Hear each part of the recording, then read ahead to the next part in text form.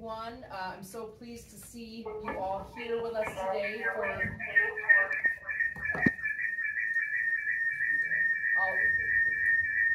I'll ask people online to please mute themselves. It's really important that everyone online mute themselves so we don't get feedback. Thank you. It should be pretty easy to mute yourself so that we don't get any of your background noise. Wonderful. Welcome everyone to our fellowship seminar today. My name is Dana Herman. I am Associate Director of the American Jewish Archives and Director of our wonderful fellowship program that's been running since the late 1970s. In fact, our first American Jewish Archives Fellow, Dr. Sarna, is here with us today. So just for those who don't know, our fellowship program is a wonderful program that brings researchers from around the world to study here in Cincinnati at the American Jewish Archives for up to 4 weeks at a time. And this year alone, I think we have almost 25 scholars coming from countries as far as China and Israel and the UK and Germany, Canada, and here in the US. So it's really just been a fabulous opportunity for me to meet these wonderful people and to hear about the interesting research that's being done. And I think, Dr. Sarna, you can correct me, but I think this is the first time we've had a Chabad rabbi as our fellow, as a researcher at least. So this is a milestone. A milestone. Maybe we should say a shehechianu. Oh, okay. So we're very, very pleased to have Rabbi Chaim Dalfin with us today. Those perhaps in the audience have known Rabbi Dalfin for a number of years. I know that I corresponded with him for well over between 5 and 10 years at least, I would think, about research that he's been doing on Chabad and the history of Chabad and other areas of Chasidut. And today he will be speaking to us about Yavneh of the 1960s and 70s and Chabad on campus and a comparative study of those two organizations. But first, by way of brief introduction, Rabbi Dalfin received his rabbinical ordination from the Central Yeshiva Tomchei Temimim Lubavitcher in Brooklyn, New York in 1983. He is a Hasidic historian, ethnographer, and author of over 90 books. His most recent one, I believe, is this your most recent? Nope. Have you been? Okay. What's that one? Chabad, Young Israel, and Modern Orthodoxy. Very nice. This one I have here is on the real Zalman, on Reb Zalman Schachter Shalomi. And we are pleased to have you with us today, Rabbi Dalfin, and we look forward to hearing your presentation. It'll be about 30 minutes or so, and then there'll be time for questions and comments afterwards, just in terms of the format of the seminar. So, Rabbi, the floor is yours. The Talmud says, "Loi chochem ani velo ben chacham ani." I am not wise. I am not the son of a wise man, although I believe my father is wise, and I share some wisdom. I am not an academic, nor do I want to be an academic. I want to present to you findings of compare and comparison on this topic. But before that, I do want to thank Dr. Dana Herman for making this all happen, not just for myself, all of us.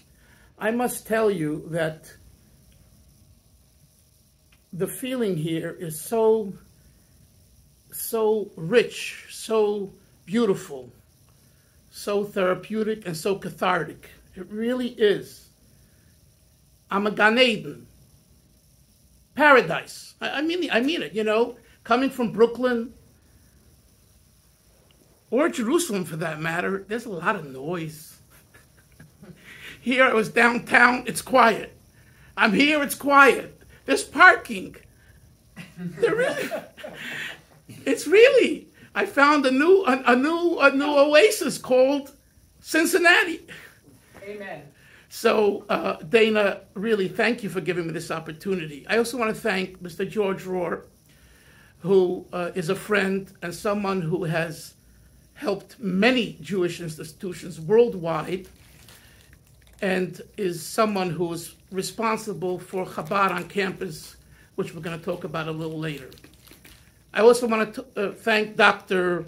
Jonathan Sarna, who endorsed one of my books, and he pushed me and encouraged me to apply for the fellowship. He wrote a wonderful letter, which, of course, you don't get to see. I don't get to see it, but I'm sure it was important and beautiful. And Dr.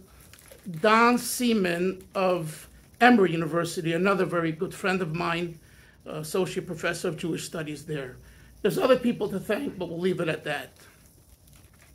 So the particular movement that we're looking at, which I wrote about a little bit in this book, but this study will take it to another level with God's help to publish a full book on Yavneh, Hillel, and Chabad on campus. That's my goal. So it's a study in the works to make it a full, complete work. Rabbi, someone's asking if the camera can be moved a little bit. They'd like to be able to see your face better online, if that's possible.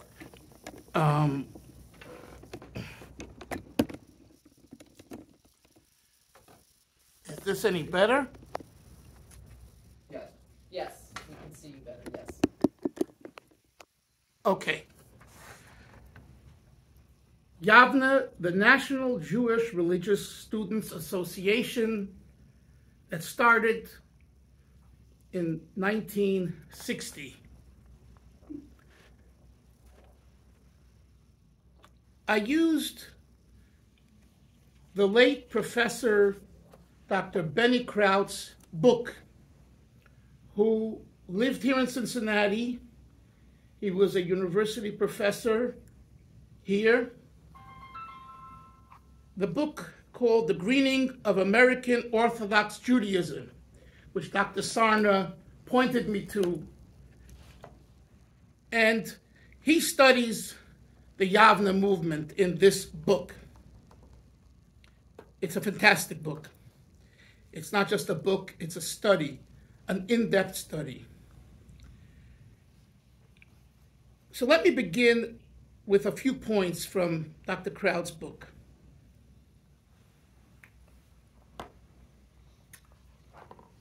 He says here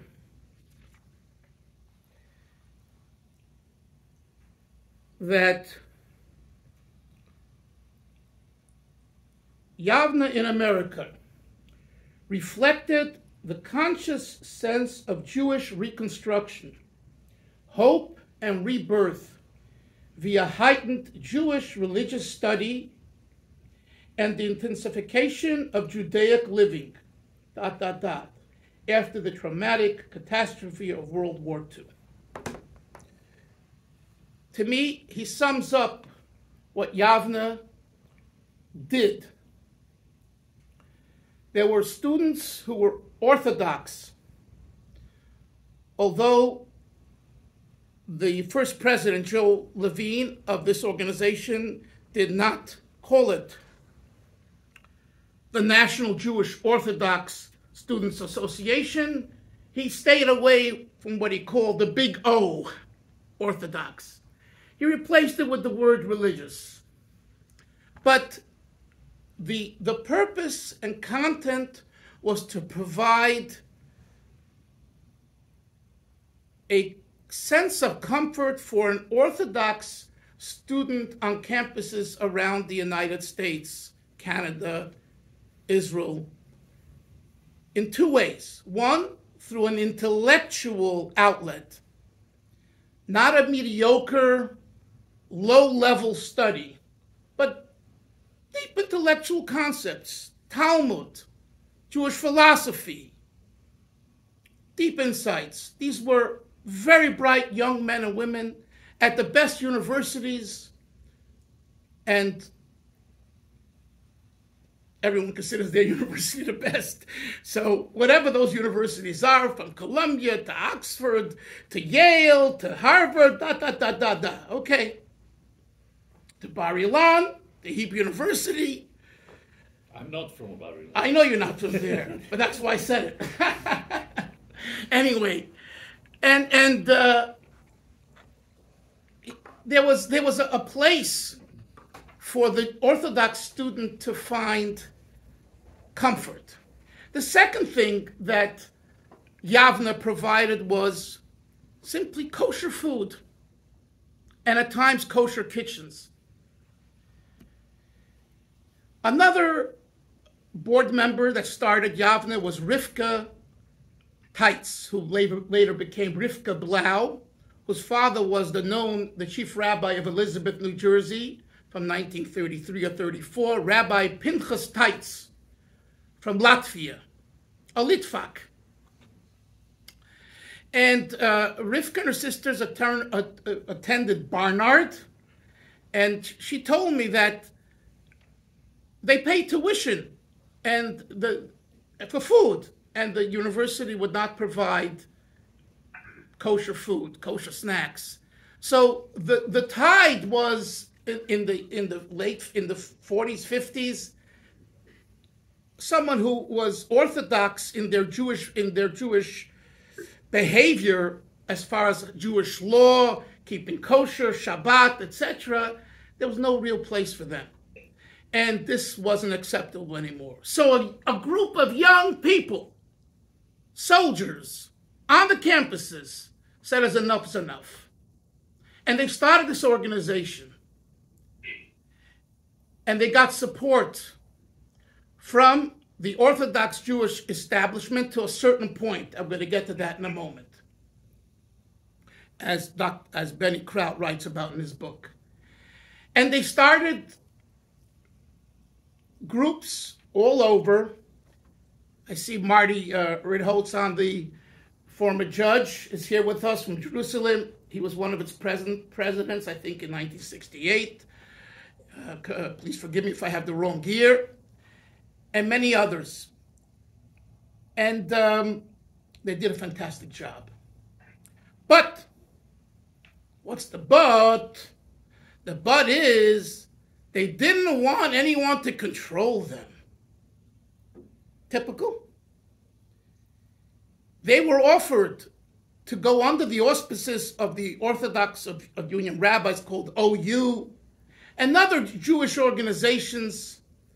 And although they got an office, I think, in the OU building in Manhattan on Broadway, but they said thank you without being charged rent, because they didn't have, these were students, they didn't have geld.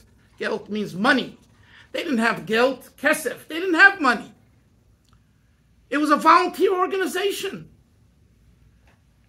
So the OU helped them, and others helped them, with a copy machine, with a phone, with this, that, right? But they wanted them to go under them.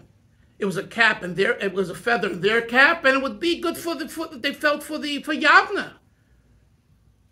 They said no. Up till here and no more. We want to be independent, and that's the way Yavneh was for the 21 to 22 years that it was in existence. Because in 1981-82, Yavneh stopped. The organization finished by and large.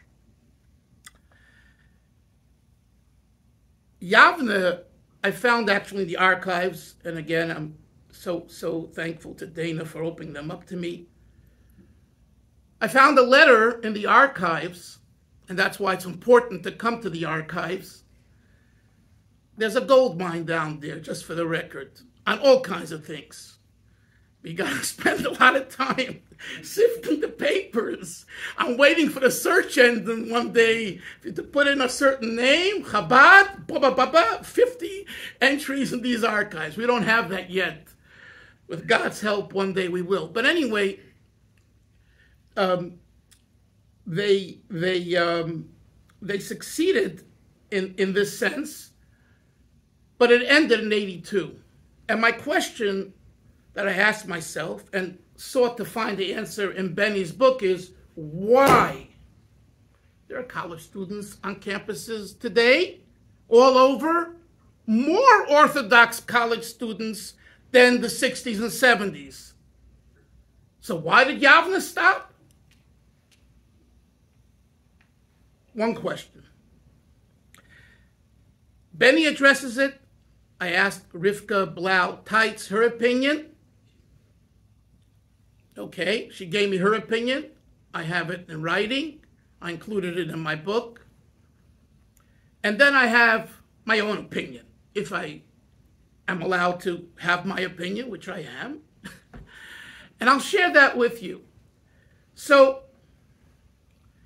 Rivka tells me that the closing of Yavneh was due to the fact that most Orthodox students at a time, they took a year or two, either in middle or after they went to yeshiva or a girls' seminary and school. And the need for much of what Yavneh was providing for students on campus wasn't necessary anymore. The need that they were missing in the 60s and 70s, in the 80s, with the popularization of men's yeshivot, Bali Tshuva yeshivot, for returnees to Judaism, for men and women, okay?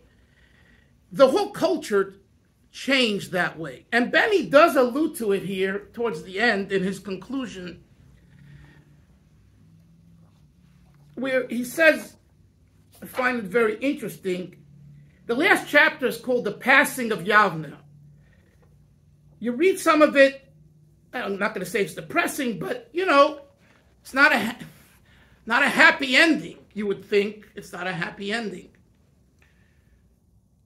Last paragraph in Benny's book, in Dr. Kraut's book, quote, for all these reasons, in my estimation, Yavneh is to be judged not only a success, but one of the more remarkable and culturally illuminating student organizations in American Jewish history. So Benny does conclude, like Rivka concludes, that it was successful. However, earlier, and I did discuss it with Rivka, and to be honest, I think we have a disagreement on it, in that Benny speaks about the right-wing Orthodox rabbis, and he also throws the Lubavitcher Rebbe into that group of people as not supporting really Yavneh. Now, I found in the archives a letter of all the Lithuanian Rosh Yeshiva. Rosh Yeshiva means the heads of yeshivot. Rabbi Ruderman of Baltimore, Rabbi Cutler, Rabbi Schneur Cutler of Lakewood, Rabbi Gifter of Cleveland, Rabbi Moshe Feinstein, the lead halachist of the last generation who had a yeshiva in the Lower East Side, the Jacob Joseph, he had a yeshiva there. They were called upon to give lectures. They were called upon to give advice. But at the end of the day, it was second tier to them. What did they want? They wanted an Orthodox young man or young girl to go to yeshiva, to go to a girls' seminary. They were not interested as a priority. They should stay in college. And there's a lot to be said about that. I wrote about that in my book on Lakewood and Lubavitch, which Dr. Meyer, who we have here today, the great scholar, joining us, and I thank you for coming, Dr. Meyer. And so he mentioned Lakewood. There's a lot to talk, time is short, but let's leave it at that the current in Orthodox Judaism from post-Holocaust on was anti-college, anti-university.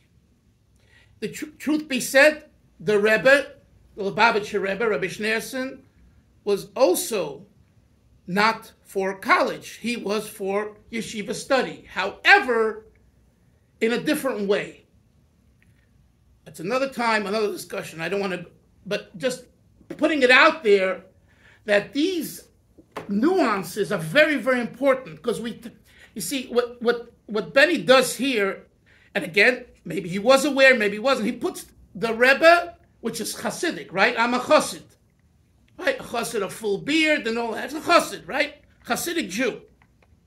The Rebbe was a Hasidic Rebbe, a Hasidic leader.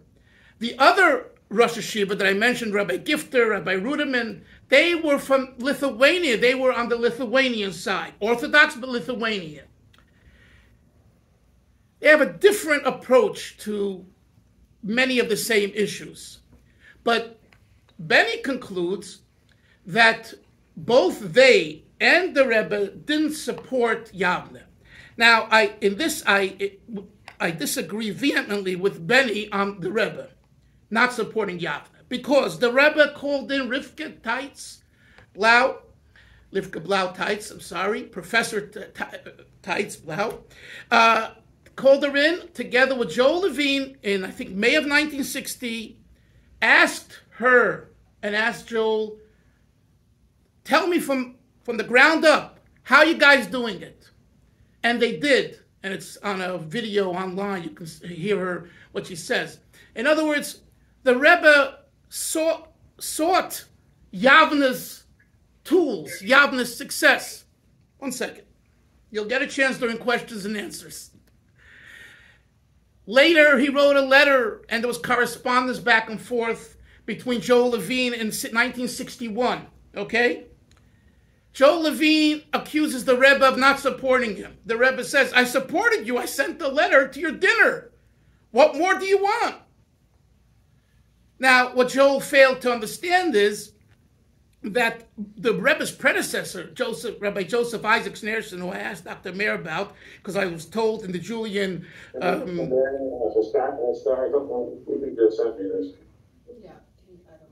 mute. But please unmute online. Harvey Blitz, can you mute?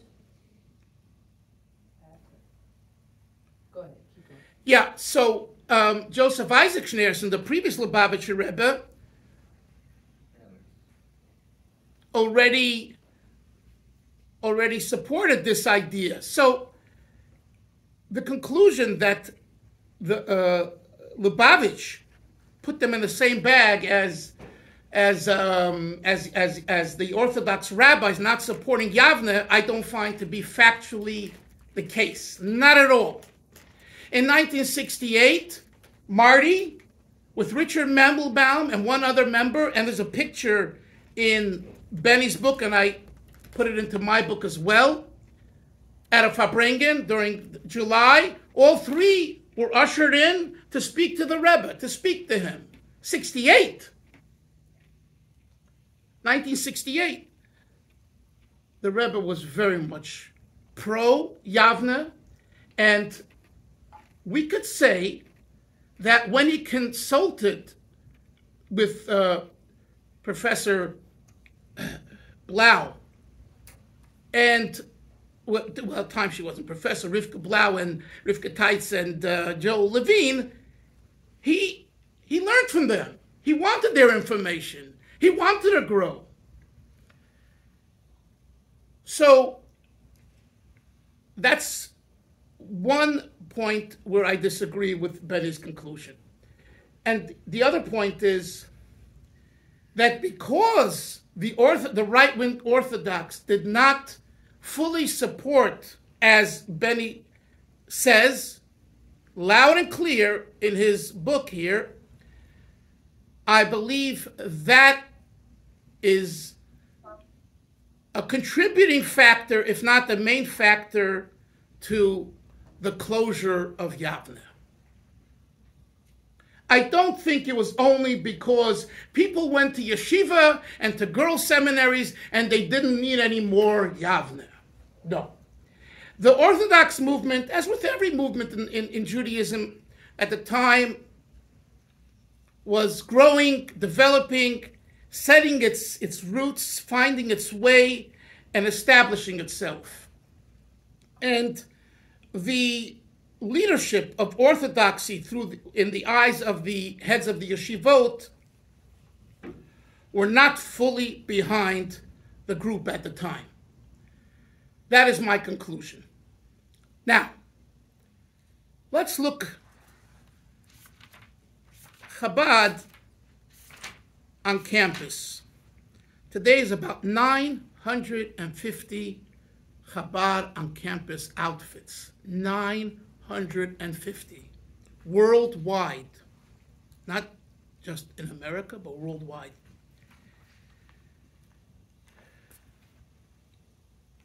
I don't know why, and he's not here to ask, but Professor Kraut does not give almost any attention to Chabad on campus. And that is a question that I would love to ask him. Why not?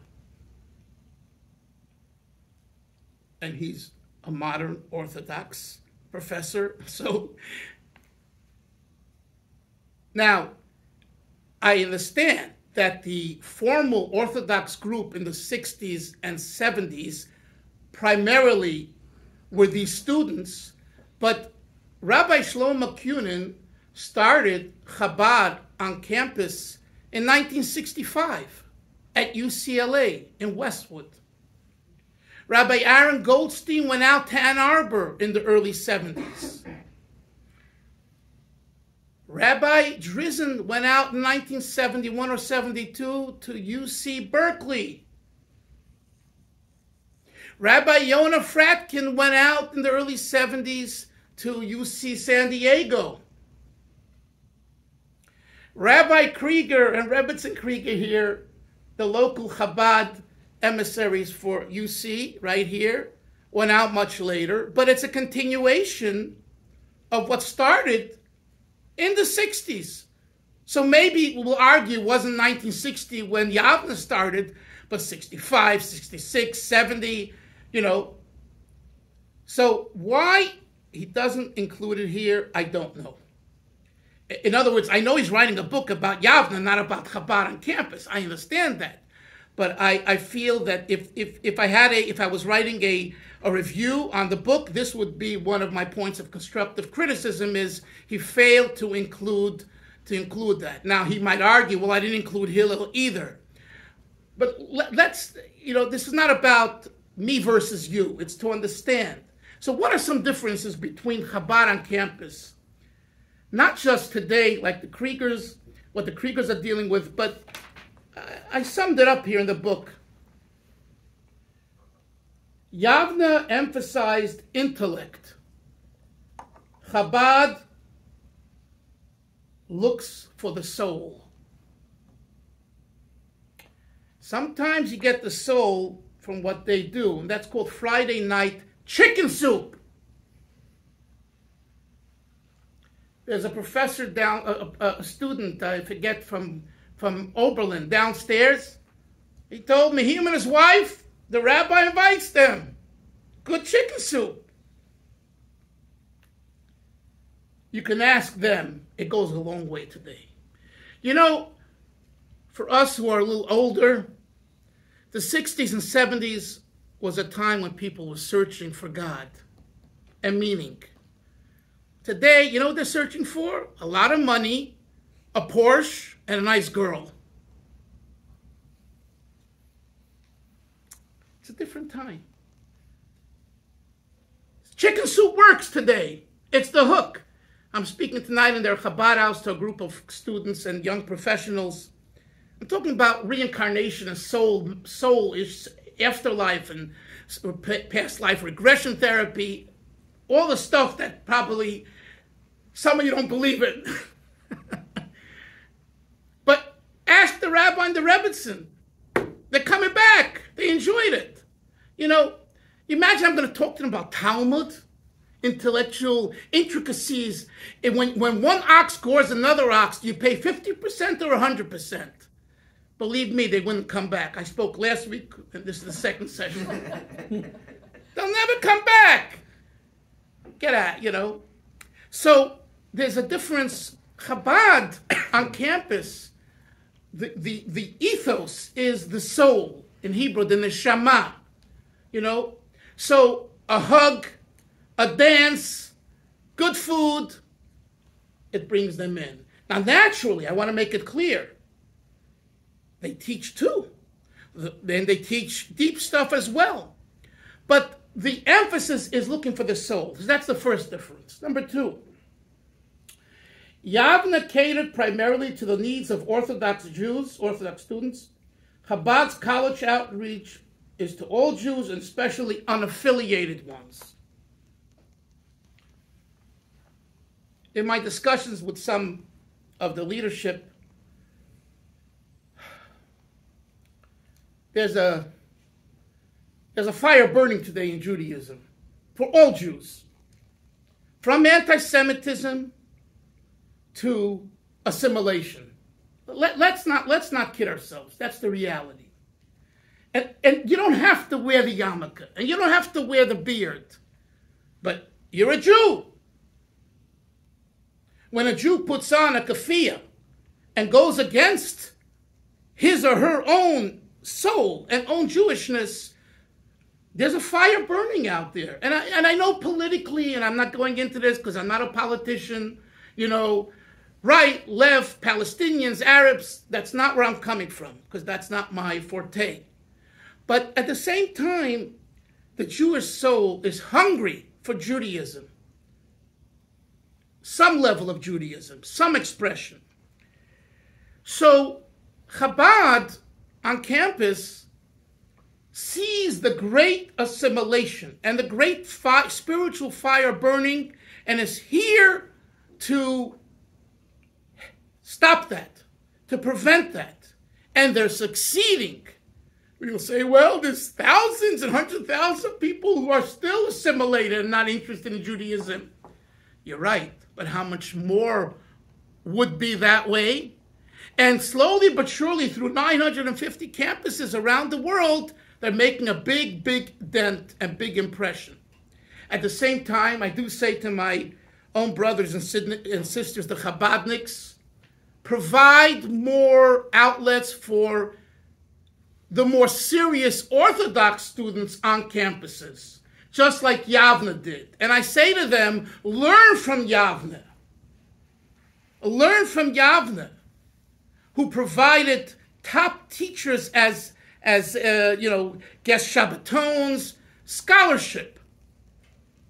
And I know certain rabbis in Chabad who are of that level, and for example, at Berkeley in the 70s, Rabbi Chaim Dalfin, who I know personally, he's a massive Torah scholar, and intelligent and knowledgeable and very well educated. And that, I've seen the results of that. So I think that what people like the Kriegers, the new generation of Chabad emissaries on the campuses need to think about, to somehow provide a higher level of education for students who have that need and desire as well. Point number 3. Yavneh was modeled after the Litvak approach to Torah. Chabad suggested the Hasidic path for its students. Listen, we all come from certain communities, certain areas. The way you're raised, Dr. Tal comes from Eretz Yisrael, from Israel. It's a certain culture, a certain upbringing. He presents what he presents. It comes through, I'm sure. I'm not your student. But at the end of the day, one communicates their culture. I'm a very big believer, and it's really a lot in my books, is the cultural upbringing of an individual makes an impact how they ultimately communicate that information. The Yavneh organization, primarily because of Rabbi Pinchas Teitz of blessed memory, who was a genius of Torah and a real leader and really a chief rabbi in New Jersey, and the others that helped were all more on the Litvak side, and that was its orientation. Chabad is Chasidism. Russia, Ukraine, right? Hasidic Jewry. It's a different style. You could say, if I won't get clobbered over my head, more of a warm style, okay? More of an embracing style, okay? The Litvak way is more of an intellectual style. And I think that makes a very big difference also in the type of teaching and the results. And finally, and I'll conclude with this, Yavneh owned no buildings barring one or two, a few buildings. Chabad has Chabad houses near college campuses, on college campuses, or near, among the what's called the Roar Chabad Student Center buildings in many worldwide locations. Yavneh didn't, I said a student organization, didn't have money, didn't kind of set itself up that way. Chabad does. It puts pressure on people like Rabbi and Rebbetzin Krieger. They have to raise funds, and we should support them. And all of you out there should support your local Chabad on campus emissary. But this idea of, having a building, having your own place, having a Chabad house, a person like me, Dana, would have a difficulty being here if not for the Kriegers. They're hosting me, providing meals, making my life easier. And I'm running here, there, lecturing, this, that. Really, I'm really thankful to the Kriegers, and I want to say a real big thank you to both of you, and I really mean it. And as I told Dana, I hope to come back for another few weeks in a future time during the year. And but their work consists of, and I'm just using them an example, to having the accessibility of an organization behind you. Yavneh chose not to be under an organization. Chabad campus emissaries are part of the Chabad umbrella, and that's very, very powerful. Those are some of my conclusions so far for this book, okay, which has one chapter on Yavneh and Chabad on campus. And the rest, as we say in Hebrew, oid chezoyen lemoed, there will be more time for more conclusions, and you never know, maybe some of them will be refuted, and we'll have a whole different discourse. And I just conclude with what Dana and I briefly said this morning. It's very important. I am here to bridge people together. I really am. You mentioned, Dana, I'm probably the first Hasidic Jew, Chabad Hasidic Jew for sure, probably the first Hasidic Jew to ever be at the fellowship. And that's historic, and I believe an article's coming out today in the Israelite. They interviewed me on that, and I encourage you to read the article. But it's not about me. It's not about me. It's about bringing people together. And we have to stop this fighting and this Narishkeit nonsense. This is the head of the reform movement here, okay? There are major differences. I'm not telling you anything new, okay? But look, Dana and I are friends, and we're all friends. So you choose this, I choose this, he chooses this, she chooses this. We got to bring people together. Enough with this fighting. You could disagree. And one says patrilineal descent is not acceptable, and one says patrilineal descent is acceptable. Okay, if you ask an Orthodox rabbi, you know what he's going to tell you, right? It's not a secret, right? If you ask a Reform rabbi, you know what he's going to tell you or she's going to tell you. In Orthodoxy, we don't have Orthodox female rabbis, even though Rabbi Yitz Greenberg, which, by the way, was one of the three people who started Yavneh, Yitz Greenberg, in 1960. He was together with Rivka Teitz and Joel Levine. So, Yitz has created something called a rabbah, and again, he is, that in the Orthodox world, by most Orthodox rabbis and people, is not acceptable, but Yitz did that, and okay. So the bottom line is, let's work together. Let's fight commonality. Let's work together. And I really encourage everyone, as Dana and I have discussed, come down to the archives. And I'm serious. No, I'm very serious. And the library, the Claw Library here, there's 500,000-600,000 books. Yesterday I held a Talmud from 1519 in my hands. And I was able, when I hold a Talmud, I know what a Talmud is. I held one of the tomes that I studied when I was in yeshiva. And I held it in my hands. And I was able to look at this and that, things that maybe others don't recognize because they're not so familiar, So bottom line is we have a gold mine here. And we have to utilize it, and God will help us to be together and to only have good, happy occasions to celebrate together. Thank you.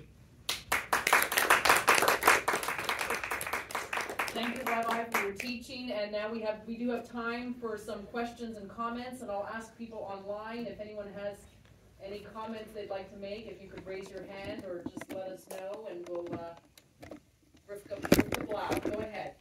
Please. When I spoke to Rabbi Dalfin, I realized that he did not really understand anything that I was saying. And I asked him not to quote me for that reason. He's a very devoted Lubavitcher person. He did not get things straight.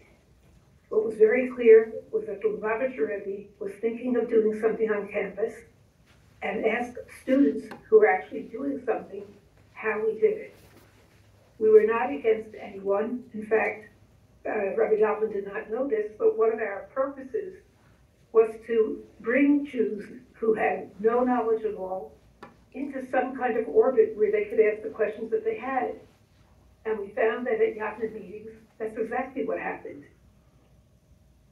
At Yavneh at Princeton, if you would have read the history, but Yavneh at Princeton started in 1961, made a kosher kitchen, and really was in the vanguard of there being kosher food on campus.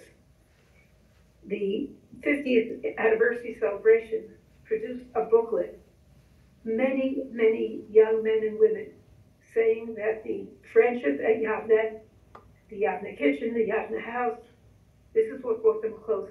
And this is what many of them became Shomrei Mitzvot, people observing the Mitzvot, people who went on to study. To set up some kind of dichotomy between Litvak and Chasid is so far from what went on. And the Rebbe understood that we were very idealistic.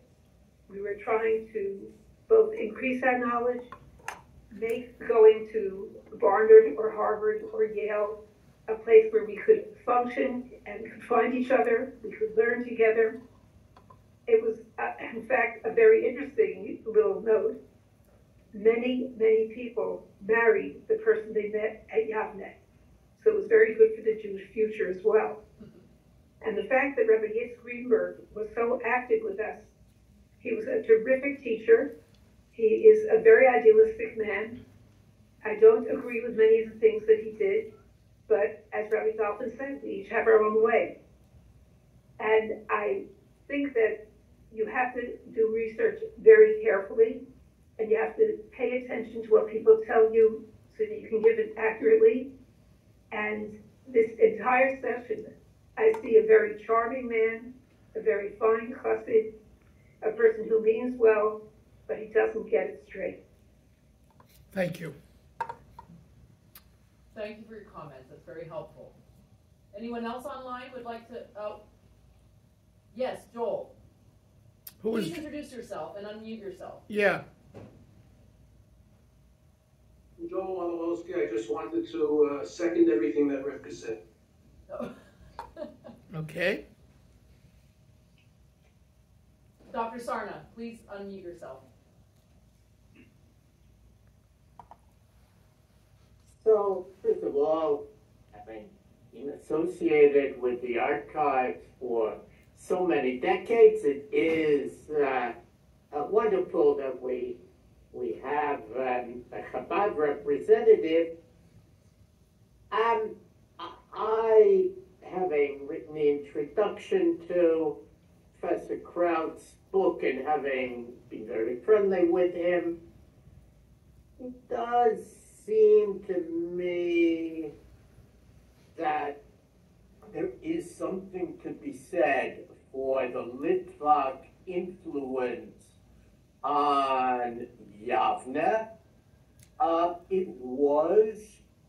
initially, correct me if I'm wrong, but it was initially at really Ivy League universities and very focused on the life of the mind and on excellence, less interested, I think, in the kind of spiritual, feel-good ideas that would later come from Chabad. But the interesting question, which I hope you can find in the archives or from Chabad sources, what did the Rebbe learn from the meetings with leaders of Yavneh? Remember, at least according to Professor Kraut, he initiated those meetings. That is, he called them. What did he learn? And there is a great difference, and how did that difference come about? Chabad houses, as Rabbi Dalfin has explained, have a sort of, in loco parentis, top-down organization. There's a rabbi and his wife, and you come to that. The fact that the wife plays such an important role is interesting, but that's entirely different, as I understand it, from Yavneh, which was really heavily led by empowered young people themselves. And what I would love to understand is, what did the Rebbe learn? What did he reject? How did the similarities and differences between Yavneh and the Chabad houses manifest themselves? And what do we learn from those similarities and differences?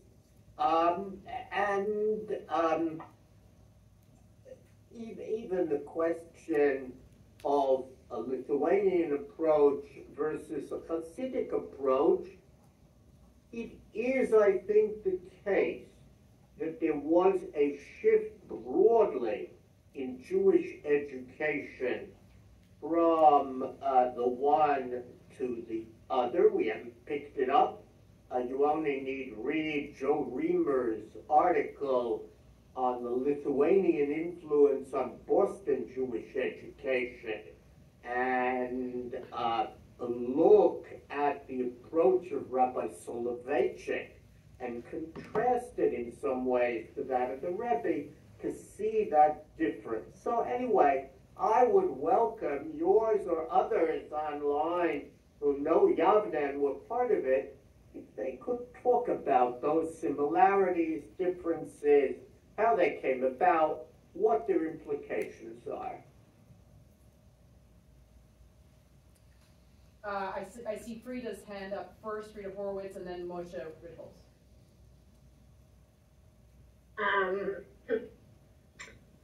I'd like to suggest three different things. I was at Barnard in the late 60s, coming myself from a Hasidic house in a Beis Yaakov school to Barnard. Yavneh offered me the opportunity to try to make a cohesive whole of the intellectual studies I was getting at Barnard with the Judaic studies I had come from, and which I continued to study while I was at Barnard in other places.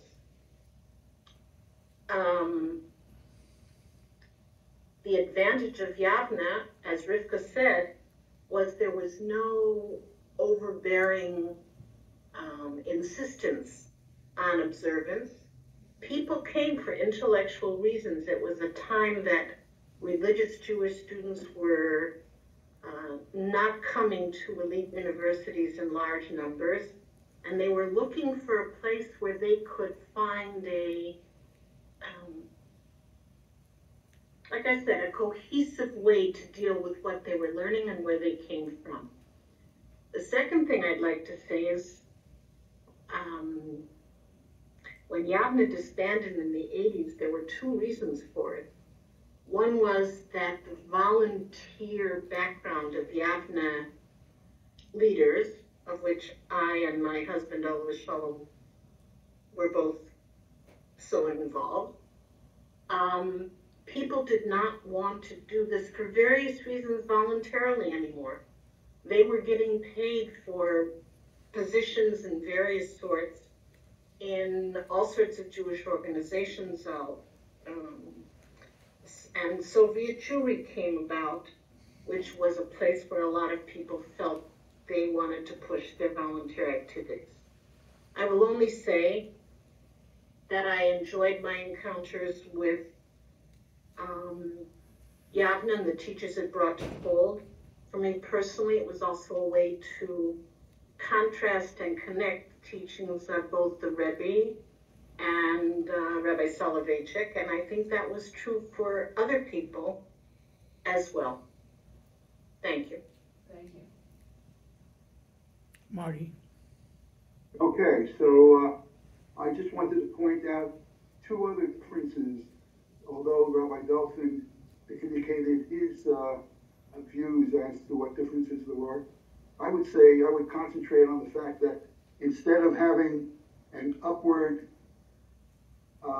administration or a rabbinical, even though we had a national advisory board with Rabbi Lamb being the from above, the above more or less were influenced by us. In other words, we were. What was unique about Yavneh is that the students, Hasidic, non-Hasidic, religious, non-religious, all Sephardic, Ashkenazi, pro-Israel, all sorts of eclectic. The fact that we were of different kinds, that really caused us to really interact in a very vibrant way. So it was, God forbid, it wasn't like we did not want Chabad. There was also Young Israel. Young Israel was also on campuses. There was Hillel. What we did is we had a unique contribution in that we, the National Advisory Board, we would get together, Joel Walowski, Henry Horowitz, Westbury, we would get together and discuss what kind of rabbis would be lecturing at our events. And we would have what we call righties and lefties. We would have our Professor Wishigrad, we would have Nachman Bowman, we had Rabbi Gifter, Rabbi Soloveitchik. In other words, we would discuss what kind of seminars we would have instead of the Rebbe or someone from Rabbi Lamb would never tell us which speakers we should have. If anything, it all came from within. So that was the first point I'm going to make. And the second point is that we prided ourselves in being a movement, not an organization.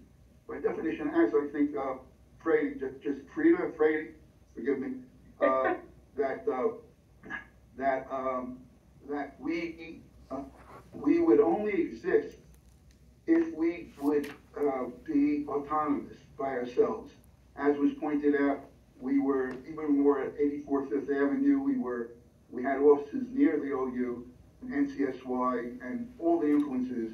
We were independent, and we did not want to be financially taken over. We wanted to have independence because we felt we should only exist as long as we, from within, keep ourselves going. If we don't have that feeling of autonomy, of activism, if that vibrance that we had when we were in the 60s and the 70s, we didn't have it, then we didn't deserve to continue.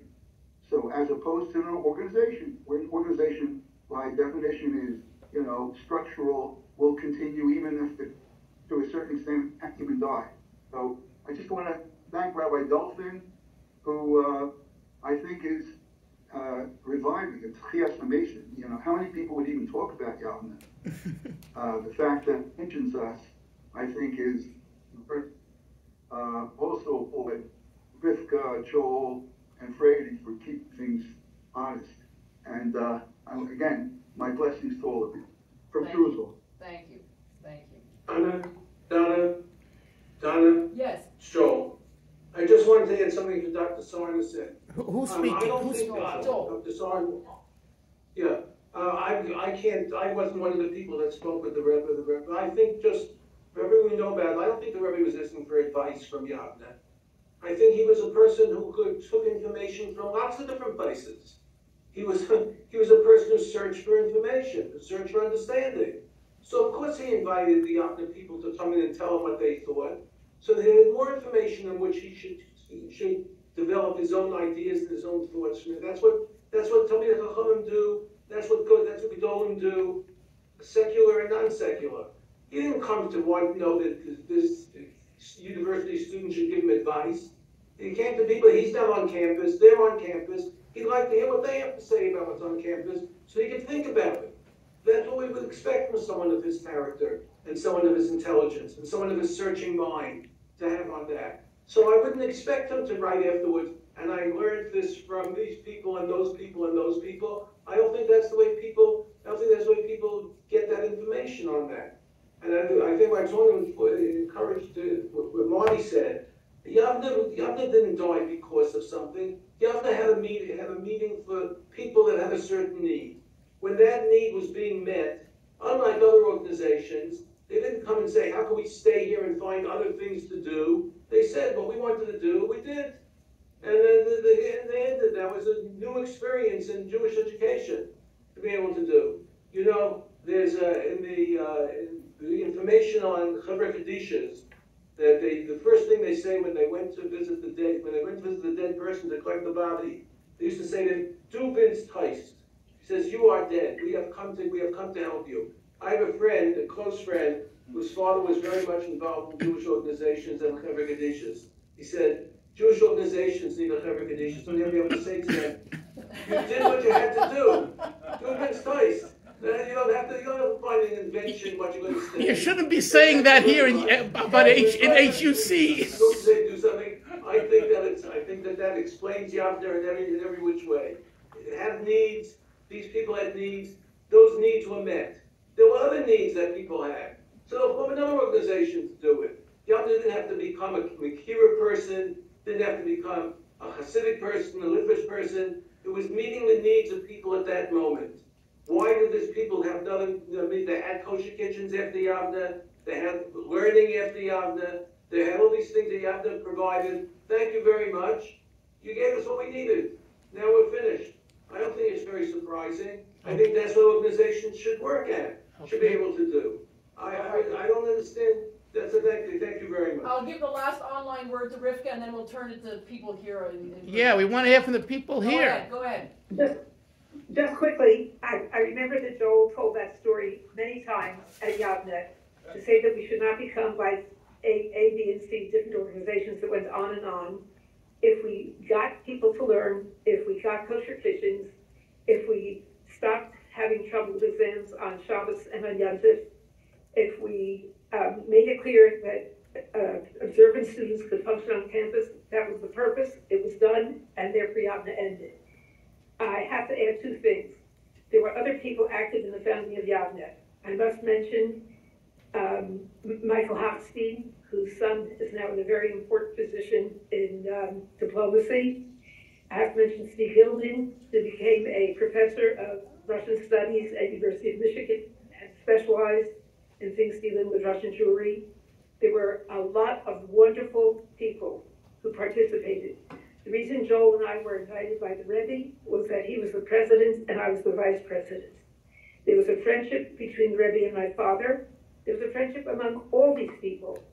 To say that Rabbi Gifter or Rabbi Cutler or Rabbi Ruderman was averse to Yavneh, they were not. They felt that Yavneh was important for people who were in college. If they weren't encouraging people to go to college, that was one thing.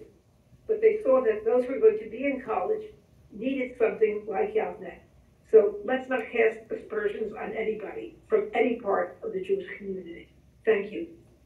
Susie, I see your hand up, but I do want to give some time quickly to people here. And then I'm sure we can continue. Rabbi Dalfin, I'm sure, would accept emails and calls if you have further comments. But I did want to turn it to people here in the audience if you have any questions. But why don't you let Susie just... Well, let's just do it here, Okay. and then we'll go back. Yeah. Michael, Dr. Meyer. You mentioned, Rabbi Dalfin, that you found a gold mine here. So my question for you is, have you mined any gold since you've been here? And what have you found that might have influenced the views with which you came, or something of a novelty of which you were not aware? In the Rabbi Alexander Schindler file, I found the back end of the Who is a Jew controversy of the 1970s and 80s. I grew up with the Rebbe in Brooklyn. I heard him speak about this issue almost every time he spoke. The other Orthodox movement known as Agudat Yisrael was also very vocal on this issue. And I knew that the Reform movement and its rabbis had a different opinion. But I never saw their story as far as, in detail. In going into the Schindler files, just as an example, Dr. Meyer, I found a lot of material. I had it scanned, and what I do here is I scan things, get things scanned. When I get back to New York, I have months and time to unravel and to see what we can do with it. So that's one thing that I found that interested me greatly. Anything with regard to Yavneh or Chabad? I'm sorry? No, that has nothing to do with Yavneh and Chabad. So did you find anything relating to that? Yeah, I found a little bit, but as I was telling Dana this morning, and Dr. Sarna and I spoke about it yesterday, Steve, he's one archivist, says, I have all these boxes, and, it's all the meetings, all of you guys, all your meetings in front of me, all the 60s, 70s, all your handwriting, all of you, it's there, okay? You're sitting in Jerusalem, and I see your handwriting. I told Marty that yesterday. But Benny's file of how he wrote this book, The Greening of American Jewish Orthodox Judaism, is not here. At least Steve and I can't find it. It's in the library. No, well, the book is here. Where is the archive? And Dr. Sarna and I seem to conclude, at least it's not here. And well, it sounds like some of it maybe. Some of it's here. Well, yes, of course, some of it's here, but not all of it. Not all of it, or no. But Dr. Sarna pointed out is it could be he had another archive file. That crowd. It's not in the footnotes in the bibliography. They're not cited. They weren't in the They're not archive. citations. His materials for a long time were in his garage. Oh, And so that's the have you question. spoken to his widow? I spoke to the widow, and she didn't. I spoke to her, yeah, for sure. Didn't know much. No. Benny says what the issues was. Benny writes it. He says the Yavneh stuff was going to be thrown out. He saved it. The other part was he came in at the last minute and took whatever. He could find. You're not following. You know that. No, you're not. That's the Yavneh. They're not following. There's nothing else. There was other stuff that some janitor had thrown out before Benny got there. Yeah, but I'm talking about. Benny writes that in his book. Dr. Sarna, would you explain it to him? I'm not explaining myself well.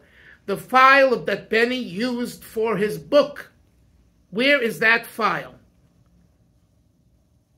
I looked through the archives here. You asked me about Benny Kraut's own notes. Right. Which any author creates in writing a book, and they might be in his own private private archive. Right. The archive that he had in his garage, so far as I know, were the Yavneh papers. Okay, and that we have. The primary source, and not necessarily the additional research, thinking, books that he read of Professor Kraut, which would be perhaps in the Kraut archive if it exists. But I have to say, every researcher finds gaps in the research record.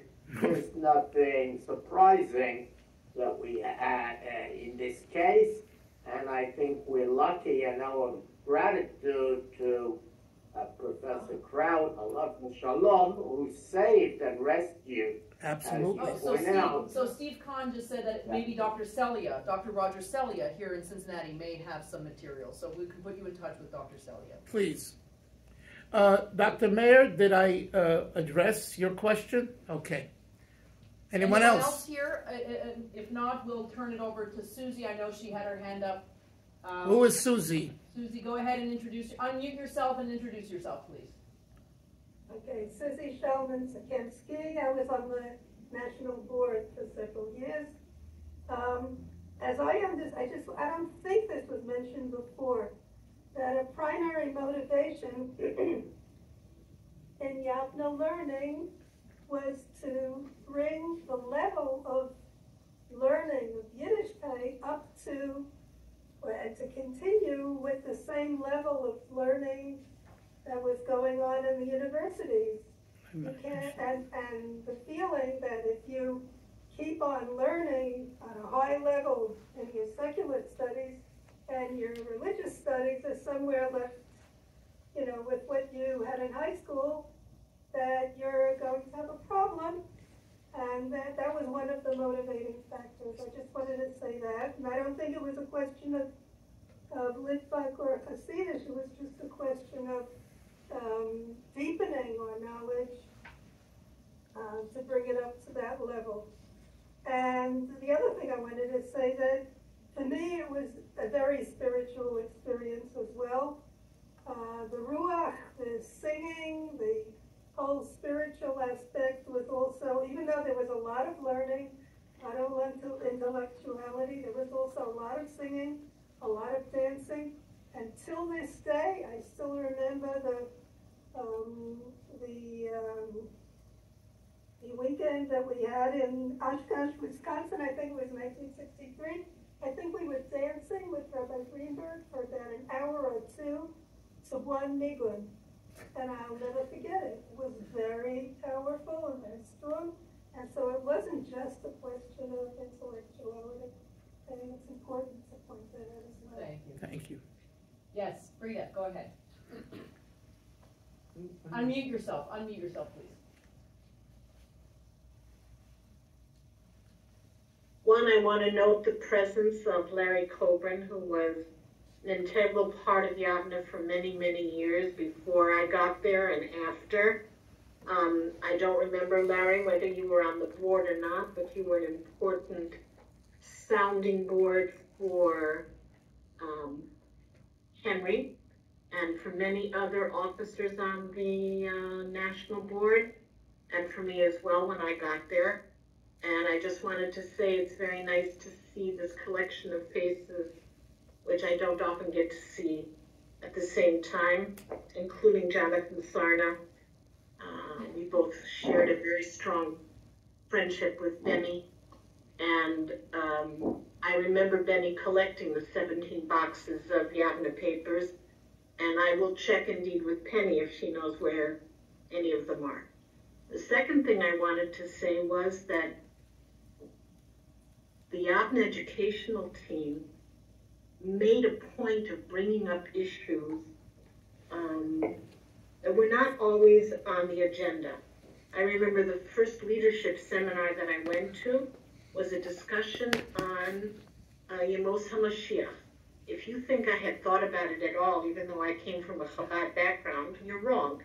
And to spend 24 hours with various kinds of people discussing this Jewish idea in 1967 post the Six-Day War was a treat, a surprise, and part of what ensconced me into, as Susie said, not just an intellectual experience, but the gamut of the spirituality and the intellectuality and the openness to people on the spectrum. That's all I wanted. Lawrence, if you want to say something quickly, we just have about 2 minutes left before the Zoom call ends. Yeah, no, I would just add, as a footnote to what Rabbi Chaim said, one of the areas that Yavneh went out of business because others took over was the area of post-high school educational opportunities for people in Israel. I was sent at some point in the 1960s, they paid for my ticket to go to Israel to try to persuade the Jewish Agency and the Minhal HaStudentim to give the same support to American high school graduates as they were giving to Israeli students in Minhal HaYeshivot if they would go to Yeshiva. Nothing happened then, but eventually the Yeshivot themselves realized that this was a golden opportunity because they could charge students who were coming for the year after high school and before college for what we now consider a gap year. They could charge them half what they would be spending in college or what they had spent in high school, and which was a fortune in Israeli terms. So the whole development of programs, and there are now dozens of them, for Americans coming to Israel for a gap year was really energized and pushed a little bit by Yavneh. Once the economics took over, there was no further need for Yavneh to push because the thing took on its own thing. So I think it's another a great example of something in which Yavneh planted the seed and community factors or economic factors that took over as well. So, thank you. Again, we're so happy to have you join us today. I hope this conversation continues. We're going to have to say goodbye because the Zoom recording will end in a moment. But thank you so much. And again, thank you, Rabbi Dalfin, for this presentation. You're welcome for the opportunity. Thank you. Bye, everyone. Thank you.